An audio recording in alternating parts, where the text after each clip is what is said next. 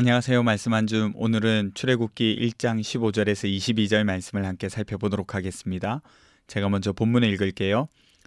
애굽 왕이 히브리 산파 시브라라 하는 사람과 부하라 하는 사람에게 말하여 이르되 너희는 히브리 여인을 위하여 해산을 도울 때에 그 자리를 살펴서 아들이거든 그를 죽이고 딸이거든 살려두라. 그러나 산파들이 하나님을 두려워하여 애굽 왕의 명령을 어기고 남자 아기들을 살린지라. 애굽 왕이 산파를 불러 그들에게 이르되 너희가 어찌하여 이같이 남자 아기들을 살렸느냐. 산파가 바로에게 대답하되 히브리 여인은 애굽 여인과 같지 아니하고 건장하여 산파가 그들에게 이르기 전에 해산하였더이다 하매 하나님이 그 산파들에게 은혜를 베푸시니 그 백성은 번성하고 매우 강해지니라. 그 산파들은 하나님을 경외하였으므로 하나님이 그들의 집안을 흥왕하게 하신지라. 그러므로 바로가 그의 모든 백성에게 명령하여 이르되 아들이 태어나거든 너희는 그를 나일강에 던지고 딸이거든 살려두라 하였더라. 아멘.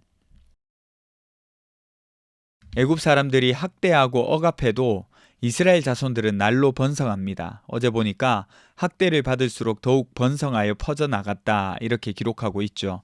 그래서 애굽의 왕은 극단적인 조치를 합니다. 어떤 조치냐? 히브리인들의 산파를 불러서 명령을 한 거예요. 남자아이는 죽이고 여자아이는 살려두라고. 산파, 요즘 잘 안 쓰는 단어죠. 산모가 아이를 낳을 때 곁에서 도와주고 탯줄도 자르는 도우미를 말합니다. 한마디로 경험 많은 출산 도우미죠. 그러나 산파들은 바로의 명령을 따르지 않습니다. 참고로 바로는 애굽 왕을 일컫는 명칭이거든요. 이름이 아니라 명칭이에요. 그러니까 애굽의 왕을 파라오라고 불렀거든요. 그래서 번역을 바로라고 해놓은 겁니다. 여튼 히브리 산파들은 명령을 따르지 않았어요. 왜요? 산파들은 바로보다 하나님을 더 두려워했기 때문입니다. 그래서 왕의 명령에 불복종하는 거죠. 이 소식을 듣고 바로가 산파를 불렀습니다. 왜 그렇게 했냐고. 그러자 산파들이 말하는 거예요. 히브리 여인들이 건강하고 아이들을 잘 낳아서 우리가 가기도 전에 아이를 낳더라는 거죠.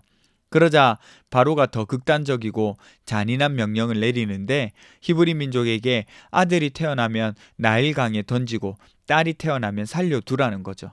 어떻게든 히브리 민족을 약하게 만들겠다는 바로의 의지가 담겨 있습니다. 비교적 간단하지만 오늘 말씀을 적용해보면요. 먼저 우리가 주목해야 할 점은 산파들의 삶의 태도입니다. 오늘 이 이야기의 핵심이 뭡니까? 거대한 제국 애굽 왕의 명령에도 불구하고 산파들은 하나님을 두려워했다는 겁니다.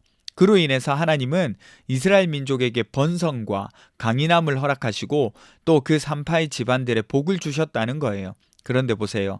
사실 산파들은 위대한 히브리인의 지도자 혹은 중요 의사를 결정하는 사람들이 아니었어요.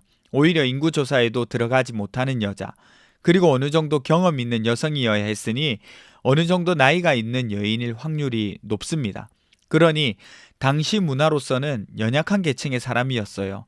무엇을 말하고 싶으냐? 그냥 자기 자리에서 자기 인생에 대해서 결정 내리고 살아가는 평범한 사람들이었다는 거예요. 그에 반해서 애굽의 왕 바로는 어때요? 절대 권력을 가진 남자 왕입니다.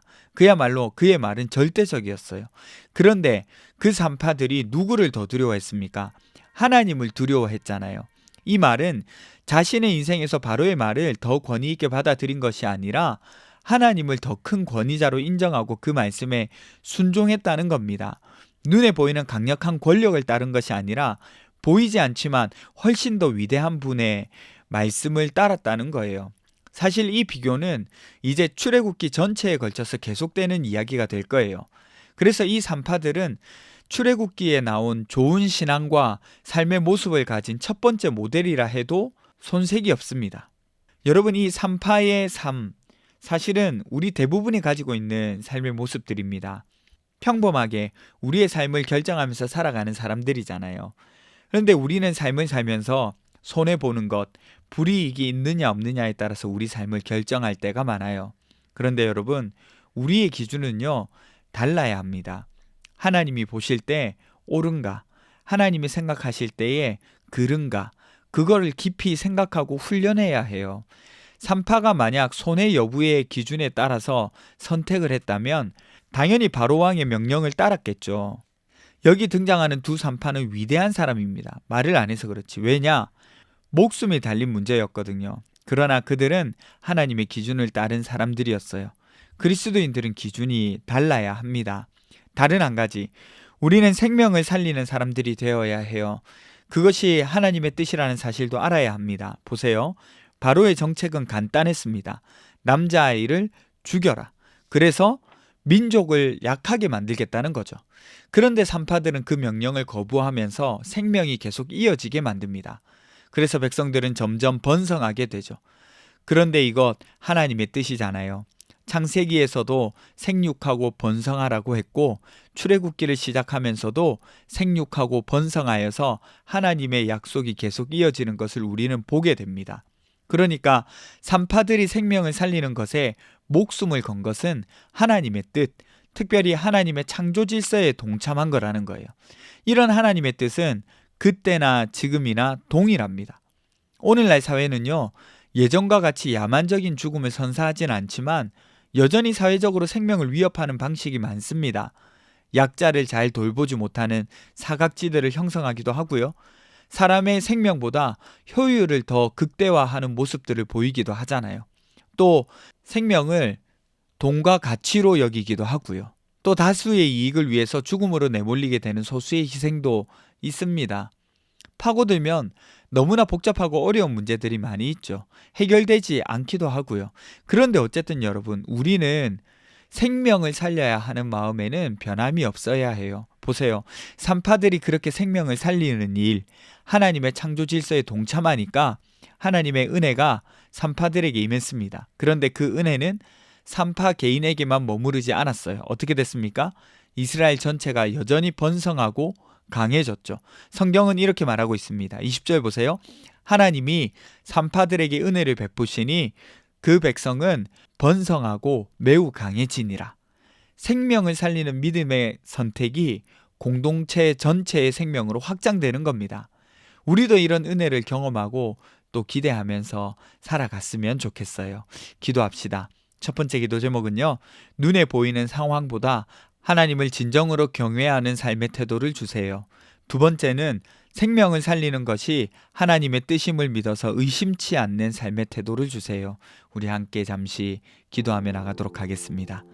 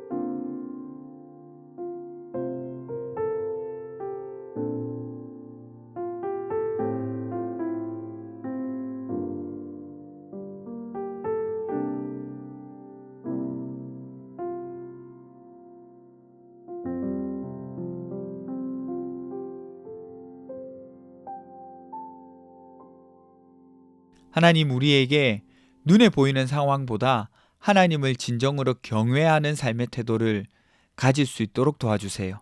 그리고 생명을 살리는 것이 하나님 창조의 질서라는 것을 기억하면서 그 가치를 소중하게 여길 수 있도록 도와주세요. 감사드립니다. 거룩하신 예수님 이름으로 기도드립니다. 아멘. 여러분 오늘 하루도 하나님을 진정으로 경외하는 삶을 살아가시는 저와 여러분 되시기를 간절히 바랍니다.